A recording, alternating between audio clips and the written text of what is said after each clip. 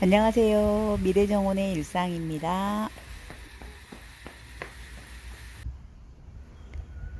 오늘 정원에는 반짝 햇볕이 들었습니다. 계속되는 비로 눅눅하고 습한 분위기가 계속 되었는데요.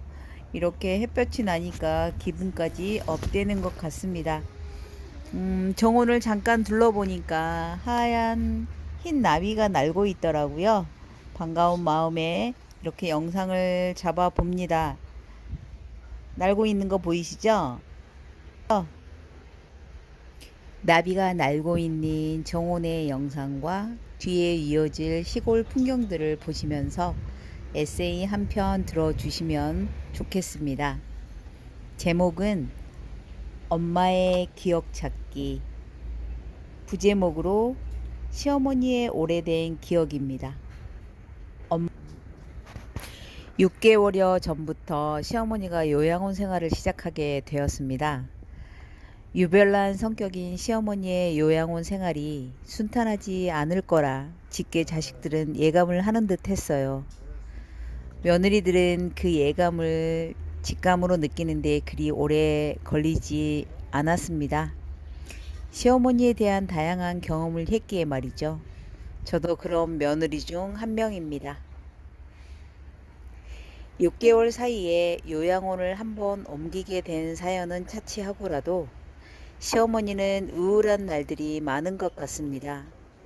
그 이유는 다름 아닌 짧게 자른 커트 머리 때문이라고 합니다. 젊었던 시절부터 당신은 뻣뻣한 머리에 새치 하나 들어올 틈 없이 파마머리와 염색을 하던 습관으로 살아왔기에 짧은 커트머리가 더더욱 익숙하지 않은 듯 합니다. 요즘 코로나19로 유리창을 사이에 두고 우리 가족은 시어머니와 어색한 만남을 하고 옵니다. 염색도 하지 않은 흰머리의 머릿결은 염색 머리보다는 부드러워 보이지는 않았어요. 강렬한 인상은 머리에서부터 시작되는 게 맞나 봅니다. 기억이 끊긴 순간에는 아들이 잘났다고 타박을 한다고 합니다. 누가 내 머리를 이렇게 했어? 라고 중얼거리는 시어머니 옆에 서 있는 요양원 한 선생님이 난감한 표정을 짓습니다. 어머니께서 늘 이러셔요. 우리도 어쩔 수 없어요. 라는 표정을 하고 말이죠. 단편적인 사실을 배경으로 기억하지 못하는 시간과 기억하고 싶은 시간이 엉킨 시어머니는 너는 누구냐? 가 누구에게든 가장 먼저 묻는 질문이 되었습니다. 그의 질세라 자식들 중 한 명이 나서 나는 누구요? 나는 몇째요? 라는 말만 반복하게 되죠. 요양원에 들어가기 전부터 시어머니의 기억이 끊어졌다는 사실은 그들의 질문이 오가는 것만 봐도 알 수 있었던 대목입니다. 남편도 마찬가지입니다. 평소 다른 형제 자매보다는 시어머니 앞에서 제잘거리지만 기억이 끊긴 엄마와는 특별히 할 말이 없다고 하더라고요. 이게 아들의 참모습이 아닌가 싶었습니다. 이럴 땐 남편을 앞에 두고 제가 혼수를 두게 됩니다. 부모를 맡긴 자로서 그 주변의 사람들에게 잘하고 와야 보살펴주는 손길이 달라질 수 있다는 것. 저는 이 말을 믿는 편입니다. 요양원에 다녀오면서 제 생각을 남편에게 전달했습니다. 자식들 이름만 부르고 답하는 질문보다는 머릿속에 남아서 자주 중얼거리는 오래된 기억을 찾아주는 것. 바로 그것은 시어머니가 시집와서 살았던 30년 전의 동네를 보여주는 것.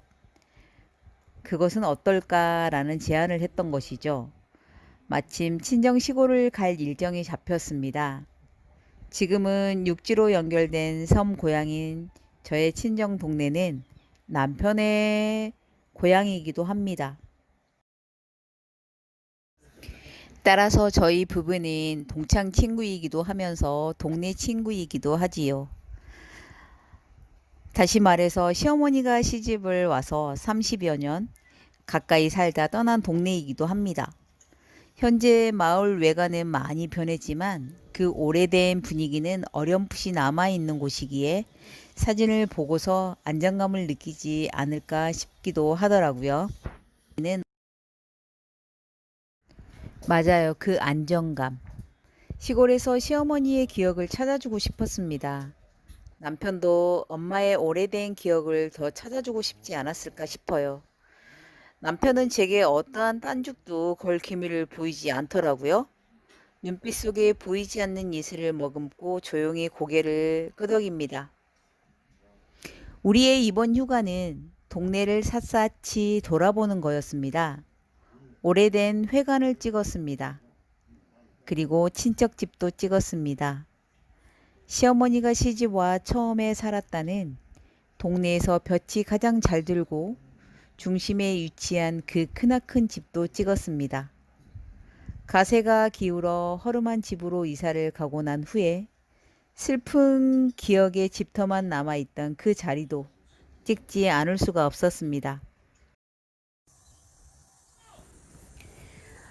그리고 시아버지가 돌아가실 무렵에 지어진 집은 제 기억 속에도 각별한 장소입니다.